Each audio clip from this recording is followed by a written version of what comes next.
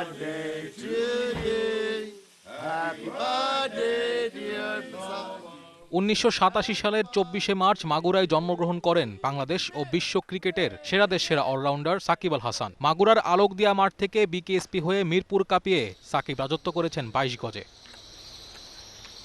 সাকিবের দেশে ফেরা সম্পর্কে নানা বক্তব্য দিয়ে আলোচনায় ছিলেন বিসিবি পরিচালক আসিফ আকবর। দেশসেরা অলরাউন্ডারের জন্মদিনে তিনি ছিলেন সাকিবের পাশেই। সাকিবকে নবাব আখ্যা দিয়ে লন্ডনে কেক কেটে জন্মদিন উদযাপন করেছেন বিসিবি পরিচালক।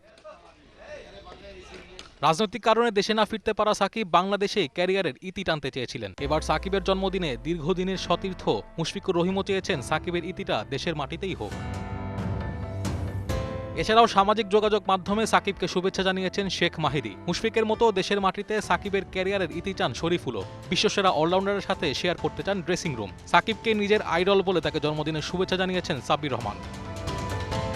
সাকিব শুধু একজন ক্রিকেটার নন, বরং একটি যুগের নাম। রুবেল হোসেনের এমন শুভেচ্ছা বার্তাই যেন বলে দেয় বাংলাদেশের ক্রিকেটের এক বিশাল অংশ জুড়ে রয়েছেন সাকিব আল হাসান।